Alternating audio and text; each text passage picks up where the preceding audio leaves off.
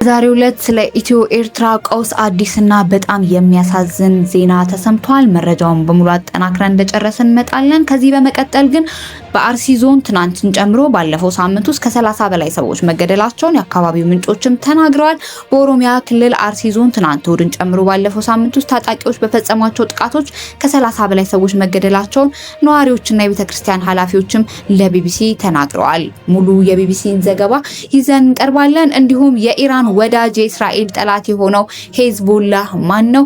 ይህንንም ጨምረን ወደ እናንተ የምናደርስ ይሆናል። በአርሲ ዞን ትናንትን ጨምሮ ባለፈው ሳምንት ውስጥ ከ30 በላይ ሰዎች መገደላቸውን የአካባቢው ምንጮች ተናግረዋል። በኦሮሚያ ክልል አርሲ ዞን ትናንትና እሁድን ጨምሮ ባለፈው ሳምንት ውስጥ ታጣቂዎች በፈጸሟቸው ጥቃቶች ከ30 በላይ ሰዎች መገደላቸውን ነዋሪዎችና የቤተክርስቲያን ኃላፊዎች ለቢቢሲ ተናግረዋል። እሁድ የካቲት 22 2018 ምሽት በተፈጸመ ተጨማሪ ጥቃት ቢያንስ 2 ሰዎች እንደተገደሉ 3 የአካባቢው ምንጮችም ገልጸዋል።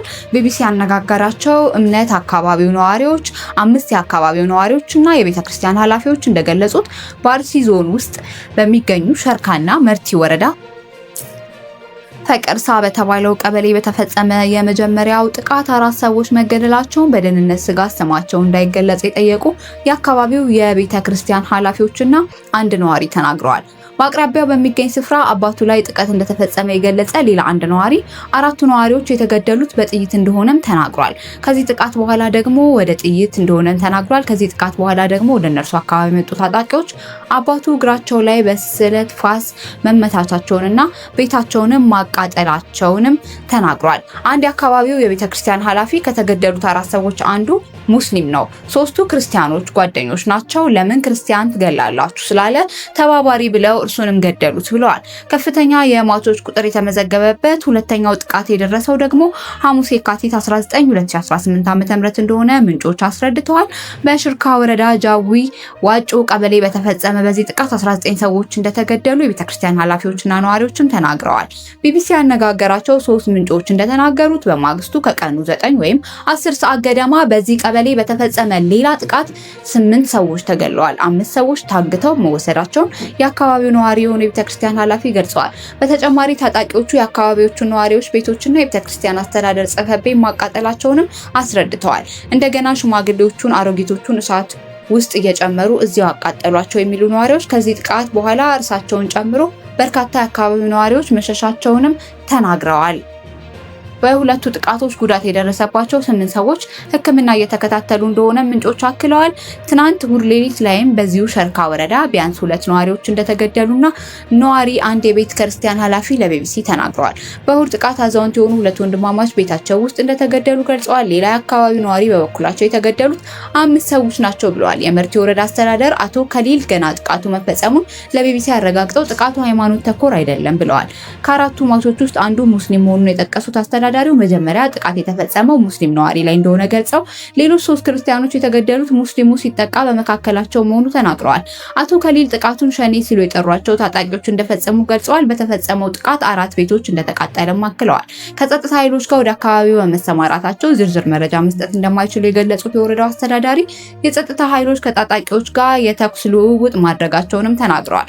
የኢትዮጵያ ኦርቶዶክስ ተዋሕዶ ቤተክርስቲያን ቋሚ ሲኖዶስ ቅዳሜ የካቲት 21 2018 ዓ.ም ባወጣው መግለጫ በምስራቅ አርሲ 21 ንጹሃን ኦርቶዶክስ መገደላቸውን በህይወት የተረፉት ታግተው የደረሱበት እንደማይታወቅ ገልጾ ከ10 በላይ አባወራዎች ቤትና ንብረት በቃጠሉ መውደሙን አስታውቋል። ቋሚ ሲኖዶሱ በንጹሃን ላይ የተፈጸመው ግድያ በሃይማኖት ስም የተፈጸመ ነው ያለ ሲሆን በሃይማኖት ስም ይፈጽሙት እንጂ የሃይማኖት ሰዎች ግን አይደሉም ብሏል።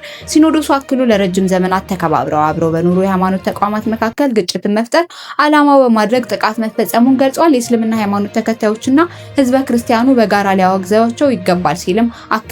የኢትዮጵያ እስልምና ጉዳይ ጠቅላይ ምክር ቤት እሁድ የካቲት 22 2018 ባወጣው መግለጫ በንጹሃን ኦርቶዶክስ ክርስቲያን ሃይማኖት ተከታዮች ወገኖች ላይ በደረሰው አሰቃቂ አደጋ በእጅጉ አዝነናል ብሏል። ድርጊቱ የትኛውንም ሃይማኖት አይወክልም ያለው ጠቅላይ ምክር ቤቱ ይልቁንም በሃይማኖት መካከል ለዘመናት ያለውን መከባበር እሴት በመናድ በአማኞች መካከል ጥርጣሬ፣ ግጭት ለመፍጠር የተቀነባበረ ኩይ ሴራ ነው ብለው እናምናለን ሲሉ ገልጸዋል። የኢትዮጵያ ኦርቶዶክስ ተዋሕዶ ቤተክርስቲያን ቋሚ ሲኖዶስ ደግሞ በምስራቅ አርሲ ሀገረ ስብከት በተደጋጋሚ እየተፈጸመ እየተፈጸመ ያለው ሞትና መፈናቀል የኦርቶዶክስ እምነት ተከታዮች ጥቃቱ በየትኛውም የሀገራችን ክፍል በነጻነት ሰርቶ የሚኖሩና ስርዓት አምልኮ መፈጸም ህገ መንግስታዊ መብታቸውን የሚጋፋ ነው ብለዋል። የክልሉ መንግስትና አካባቢው መስተዳደር ችግሩን ለመፍታት ጥረት እያደረገ ነው ያለው ቋሚ ሲኖዶሱ ጥረቱን እንዲያጠናክር ወደፊት ችግር እንዳይደገም ከመሰረት የሚፈታ እርምጃ እንዲወሰድ ጠይቋል። የኢትዮጵያ የሃይማኖት ተቋማት ጉባኤ የተፈጸመውን ግድያ አውግዞ ይህን ሃይማኖታዊና ኢሰብአዊ እጅግ ዘግናኝ ተግባር የፈጸሙትን አካላት መንግስት ተከታትሎ ለፍርድ እንዲያቀርብ አሳስቧል። ጉባኤው ባወጣው መግለጫ መንግስት በአካባቢው የሚኖሩ ንጹሃን ዜጎች ላይ ተመሳሳይ ጥቃት በድጋሚ እንዳይፈጸም በቂ ጥበቃ እንዲያደርግ ጠይቋል። በተጨማሪ ሁሉም የሃይማኖት ተቋማት ይህን ዘግናኝ ተግባር በአንድ ድምጽ እንዲቃወሙ እንዲሁም በአንድነት በመቆም ተመሳሳይ ጥቃት እንዳይፈጠር የሚችሉትን ሁሉ እንዲያደርጉ ጥሪ አቅርበዋል። ጥቅምት ወር በምስራቅ አርሲ ዞን በጉና በመርቲ በሸርካና በሆሎንቆ ዋቢ ወረዳ ውስጥ በሚገኝ ኦርቶዶክስ ሃይማኖት ተከታይ ላይ ማንነታቸው ባልታወቀ ታጣቂ በተፈጸመ ጥቃት ህጻናትን ጨምሮ 25 ሰዎች መገደላቸው ተጎጂዎች ቤተሰቦች በአካባቢው የሚገኝ የኢትዮጵያ ኦርቶዶክስ ተዋሕዶ ቤተክርስቲያን ኃላፊ ለቢቢሲ መግለጻቸው ይታወሳል። የፌዴራል መንግስቱም ሆነ የኦሮሚያ ክልል በተከታታይ ቀናት ስለተፈጸመው ግድያ እስካሁን ድረስ በይፋ ያሉት ነገር የለም። ይህ መረጃ የቢቢሲ ነው። በሌላ በኩል የኢራን ወዳጅ የእስራኤል ጠላት የሆነው ሄዝቦላህ ማን ነው? እንዴትስ ተመሰረተ? ሐማስ ድንገተኛ ጥቃት መፈጸሙን ተከትሎ እስራኤል ለ2 ዓመት ያካሄደችውን ወታደራዊ ዘመቻ ጋዛ ላይ ስትከፍት የሊባኖሱ ሄዝቦላህ ሐማስን ደግሞ ከእስራኤል ጋር ጦርነት ውስጥ መግባቱን አስታውቋል። የእስራኤል ጥቃት እየበረታ በ10 ሺዎች የሚቆጠሩ ፍልስጤማውያን ሲገደሉ ሄዝቦላህ ከሊባኖስ በሚያስወነጭፋቸው ሮኬቶችና ሚሳኤሎች ሰሜናዊ እስራኤልን በተደጋጋሚ ሲያጠቃ እስራኤልን በጦር አውሮፕላን በከባድ መሳሪያ ምላሽ ስትሰጥ ቆይታለች። ኋላ ላይ እስራኤል ሊባኖስ ውስጥ በፈጸመችው መጠነ ሰፊ ዘመቻ መሪዎችን ሐሳን ናስራላህ ጨምሮ በርካታ ቡድን መሪዎችና ተዋጊዎች ገድላለች። በዚህ ዘመቻዋ ከሄዝቦላህ አባላትና ንብረቶች በተጨማሪ በመቶዎች የሚቆጠሩ ሰላማዊ ሰዎችና የሀገሪቱ መሰረተ ልማቶችም ወድመዋል። እስራኤል ከአሜሪካ ጋር በመቀናጀት በኢራን ላይ ጥቃት በከፈተችበት ዕለት ድንበር በምትጎራበትበት ሊባኖስ ውስጥ በሚገኝ የኢራን አጋር በሆነው ሄዝቦላህ ላይ ጥቃት ከፍታለች። በጥቃቱ የቡድኑ የደህንነት ኃላፊና ሌሎች አባላትን መግደል የገለጸች ሲሆን ሄዝቦላህ በአጸፋው ሰሜናዊ እስራኤል ላይ ሮኬቶችን ተኩሷል። በሄዝቦላህ ዳፋ በእስራኤል የሚፈጸመው ጥቃት ያሰጋው የሊባኖስ መንግስት ቡድኑ ወታደራዊ እንቅስቃሴ እንዳያደርግ ሞገዱን አስታውቋል። ለመሆኑ በመካከለኛው ምስራቅ ሀያል የሚባለውና ለእስራኤል ዋነኛ የራስ ምታት የሆነው እንዲሁም በዋነኛ ባላንጣዋ የኢራን የሚደግፈው የሊባኖስ ታጣቂ ቡድን ሄዝቦላህ ማን ነው? ለእስራኤል ራስ ምታት የሆኑ ሁለት ቡድኖች አሉ። አንዱ ሐማስ ነው፣ ሌላው ሄዝቦላህ። ሐማስ የፍልስጤም ነው፣ ሄዝቦላህ የሊባኖስ። ሁለቱም በኢራን ይደገፋሉ። ነገር ግን ሄዝቦላህ የሺአ ሙስሊም ፖለቲካ ድርጅት ሲሆን ሐማስ በሱኒ ሙስሊሞች የተሞላ ነው። ሄዝቦላህ መልከ ብዙ የፖለቲካ ፓርቲ ብቻ አይደለም፣ ማህበራዊ አገልግሎት ላይ ይሰራል፣ ፖለቲካ ላይ ይሳተፋል፣ ሚሊሻም ነው፣ ድንበር ተሻጋሪ ወታደራዊ ክንፍም አለው። ይህ መልከ ብዙ በሊባኖስ ከሊባኖስ ውጭም አቅም ፈጥሯል። ለመሆኑ ሄዝቦላህ ማን ነው? እንዴትስ ለእስራኤል ፈተና ሊደቅን ቻለ? ብሶት የወለደው ፓርቲ ሄዝቦላህ ቃሉ አረበኛ ነው፣ የጌታ ፓርቲ እንደማለት ነው በጥሬው ሲተረጎም። ሄዝቦላህ በኢራን ይደገፋል፣ ያለዋለዳቸውም ኢራን ናት። በትጥቅም በስንጥም ደግፋ ለዚህ ያበቃችው ኢራን ናት። ይህ የመጀመሪያው ከአውሮፓውያኑ 1980 መባቻ ነው። ሄዝቦላህ ከደካማ ፖለቲካ መዋቅር ውስጥ የወጣ ጠንካራ የሚባል ድርጅት ነው። ህዝብ ቢታደገው ሲፈልግ መንግስት ባጣ ጊዜ ሄዝቦላህ ደርሶ ነው ህዝባዊ መሆን የቻለው። እስራኤል ሊባኖስ መውረሯን ተከትሎ ደካማ ውክልና የነበራቸው የደቡብ ሊባኖስ ሺዓ ሙስሊሞችን ለመታደግ የተመሰረተ ቢሆንም አሁን ግን ፖለቲካዊ ፍላጎቱና ተጽዕኖ ፈጣሪነቱ ቀጠናዊ ለመሆን በቅቷል። ፓርቲው ከአውሮፓውያኑ 1992 ጀምሮ እስከ 2024 መስከረም ድረስ የመሩት ሐሳን ናስራላህ ናቸው። በደጋፊዎቻቸው ዘንድ ተደማጭነታቸው ከፍ ያለ ነበር። ነገር ግን በ2024 እስራኤል ቤይሩት ውስጥ በፈጸመችው ጥቃት ናስራላህን ጨምራ በርካታ የቡድኑ መሪዎችን በመግደል ሄዝቦላህን ክፉኛ አዳክመዋለች። ሄዝቦላህ ርዕዮተ ዓለማዊ ሐሳቢው ከምስረታው ዘመንም ራቅ ይላል። በሊባኖስ የሺዓ እስላም ማንሰራራትን ተከትሎ ወደ 60ዎቹ ዘመን ይሳባል። ሄዝቦላህ በሊባኖስ ፖለቲካ ውስጥ ቁልፍ ሚና ይጫወታል ብሎ ማለፍ የድርጅቱን ሚና ማሳነስ ይሆናል። በዚያች ሀገር ፈላጭ ቆራጭ ነው። የሄዝቦላህ ፖለቲካ ክንፍ ሎያልቲ ቱ ሬዚስታንስ ብሎ በተባለ ፓርቲ በሊባኖስ ፓርላማ ውስጥ ይወከላል። ሄዝቦላህ በሊባኖስ ካቢኔ ውስጥ ድምጽን በድምጽ የመሻር ስልጣን አለው። ሄዝቦላህ ባለፉት 10 በርካታ ጥቃቶችን ሲፈጽምና ግድያዎችንም ሲያቀነባብር ቆይቷል። በብዛት ዓላማ የሚያደርገው ደግሞ የአሜሪካና እስራኤል ጥቅሞች ላይ ነው። ሄዝቦላህ በአሜሪካ በእስራኤል በሌሎች የምዕራብ ሀገራት እንዲሁም በአረብ ሊግ የሽብር ቡድን በሚል ተፈርጇል። ሂዝቦላህ ሩሲያ ውስጥ በስደት እንደሚገኝ የሚነገርላቸው የቀድሞው ሶሪያ ፕሬዝዳንት የባሻር አልአሳድ ቀኝ እጅና የማያወላዳ ደጋፊ ነበር። የ2011 የሶሪያን አማጽ ተከትሎ ሂዝቦላህ ከአሳድ ጎን ሆኖ ተሰልፎ ተፋልሟል።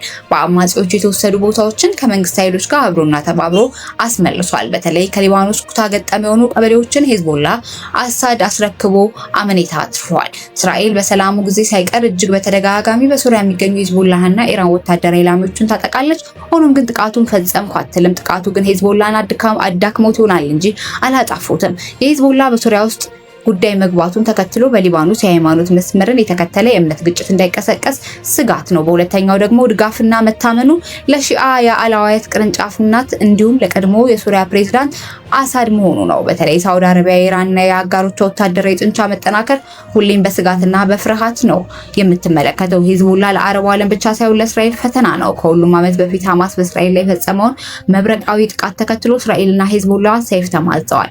የሂዝቦላ ወታደራዊና ፖለቲካዊ ጥንካሬ እንዲሁም ለሚመኩበት በሀገር ውስጥ የሰጠው የደህንነት ከለላና ማህበራዊ አገልግሎት በሊባኖስ ተወዳጅ አድርጎታል። ሂዝቦላ በሊባኖስ ያለው ተሰሚነትና ጥንካሬ መንግስታዊ ተቋማትን እስከ መገዳደር ያደርሰዋል። ወታደራዊ አቅሙ ከሊባኖስ መከላከያ ሰራዊት ቢበልጥ እንጂ አያንስም። ከፊል ሊባኖሳውያን በፓርቲው ኩራትና መተማመን ይሰማቸዋል። በተለይ የሺአ ማህበረሰብ የሆኑት ሌሎች ሊባኖሳውያን ደግሞ ሂዝቦላ በሊባኖስ አንድነት ጠንቅም ጭንቅም ነው ይላሉ። የሊባኖስ ሂዝቦላ መሪ ሐሰን ናስራላህ የፎቶ ባለመብት የምስሉ መግለጫ በእስራኤል የተገደሉት የሂዝቦላህ መሪ ሐሰን ናስራላህ ሂዝቦላህ እንዴት ተመሰረተ? ሂዝቦላ በትክክል እንዴት መጣ? ከየት መጣ? የሚለውን ለማወቅ የሆነ ቀን ወር መጥቀስ ቀላል አይደለም ይላሉ። ይሁንና በ1982 እስራኤል ደቡባዊ ሊባኖስን ስታጠቃ ለመመከት በሚል እንደተፈጠረ ይታመናል። በተለይ የሺአ መሪዎችን ጥቃቱን በወታደራዊ ምላሽ መመከት እንደሚያሻም ነው ሲወስኑ ድርጅቱ አማል ከሚባል ፓርቲ ተሰንጥቆና ፈንግጦ እንደወጣ ይገመታል። ያን አዲስ የነበረው ኢስላሚክ አማል የሚባለው ድርጅት ወታደራዊ ድጋፍ ከኢራን አብዮታዊ ዘብ ሲጎርፍለት ወሳኝ ድርጅት ሆኖ ብቅ አለ። ከኢስላሚክ አማል ደግሞ የሺአ ሚሊሻ ሆኖ ሂዝቦላህ ተወለደ። ድርጅቱ በእስራኤልና በእስራኤል በሚደገፉ እንደ ሳውዝ ሊባኖን አርሚ ባሉ ድርጅቶች ላይ መጠነኛ ሰፊ ጥቃት አድርሷል።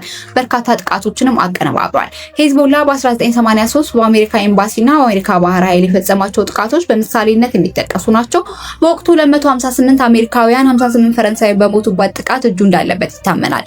በ1985 ሂዝቦላ በይፋ አሜሪካና ሶቪየት ህብረት ቀንደኛ ኢስላም ጠላት ናቸው ብሎ ካወጀ በኋላ እስራኤል ከምድረገጽ መጥፋት አለባት ሲል ዛተ። ይህን ካለ በኋላ እስራኤል በጉልበት ከያዘቻቸው የፍልስጤም መሬቶች ትውጣ በሚል ፕሮግራሙ ይፋ አድርጎ በመካከለኛው ምስራቅ ውስጥ እንደ አንድ ፖለቲካዊና ወታደራዊ ኃይል ተመስርቷል። የጦር መሳሪያና ወታደሮችን ትርኢት ፎቶ ባለመብት ጌታ ኢሜጅ የምስሉ መግለጫ ሂዝቦላ ፖለቲካዊና ወታደራዊ ተጽዕኖ ከሊባኖስ ባሻገር ይሰማል። ሊባኖስ ረጅም ዓመታትን እርስ በርስ ጦርነት ውስጥ ቆይታለች። ጣይፍ አኮርድ የተባለው ስምምነት ሲፈረም የሊባኖስ እስር በስር ጦርነት ቆመ። በዚህ ስምምነት መሰረት ደግሞ ሁለት ነፍጥ ያለ ጠመንጃውን እንዲያስቀምጡ ተባለ። ሂዝቦላ በ1992 ለመጀመሪያ ጊዜ በሊባኖስ ምርጫ ተሳትፏል። እስራኤል ኃያል በ2000 እንደ አውሮፓውያን አቆጣጠር ከሊባኖስ ለቆ ሲወጣ ሂዝቦላ ለእስራኤል መውጣት ትልቁ እውቅና አግኝቷል። ይህን ተከትሎ ነፍጡን እንዲያስቀምጥ በውስጥ በውጭ ቢጎተጎትም ይህን እሺ ሳይል ቀርቷል።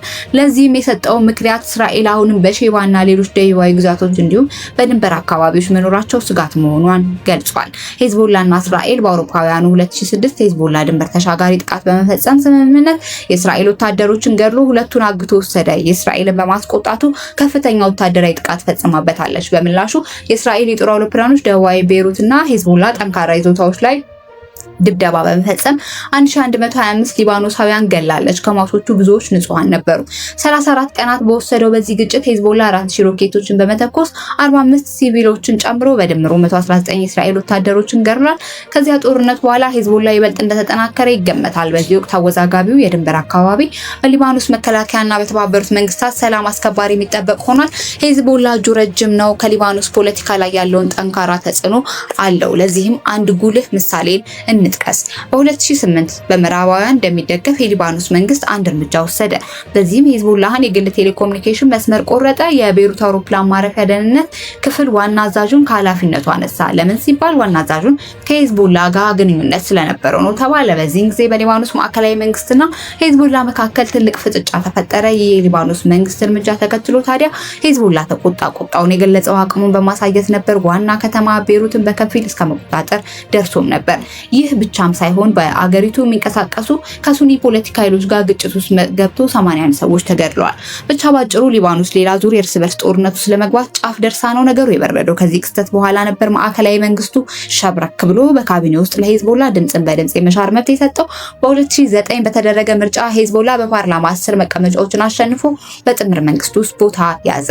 በ2011 በሳውዲ አረቢያ ያደረገው የነበረው ሳዑዲ ሀረሪ መሩት የነበረው የሊባኖስ ማዕከላዊ መንግስት ሲፈርስ ሂዝቦላ ራሱን አገለለ። ምክንያቱም 4 አባላቱ በፕሬዝዳንት ሀረሪ አባት በፕሬዝዳንት ራፊቅ ሀሪሪ ግድያ ክስ ተመስርቶባቸው ስለነበረ ነው። በ2020 ሂዝቦላ አንድ አባል በራፊቅ ሀሪሪ ግድያ ጥፋተኛ ተብሎ በሌለበት እድሜ ይፍታ ተፈረደበት። ይህን ፍርድ የሰጠው ደግሞ በተባበሩት መንግስታት የሚታገዘው ልዩ የፍርድ ሸንጎ ነበር። ሂዝቦላ በስደት የሚኖሩና ከፍተኛ ሀብት ያካበቱ አባላቱ በአሜሪካ በአውስትራሊያና በአውሮፓ እንዳሉት ይጠረጥራል። ከዲያስፖራ የሚገኘው እርዳታ ከፍተኛ የገንዘብ አቅም ፈጥሮለታል።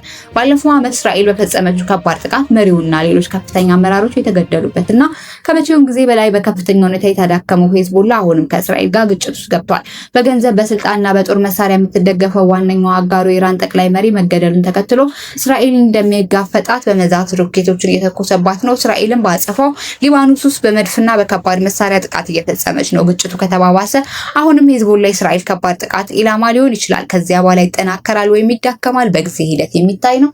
ይህ ሙሉ መረጃ የቢቢሲ ነው።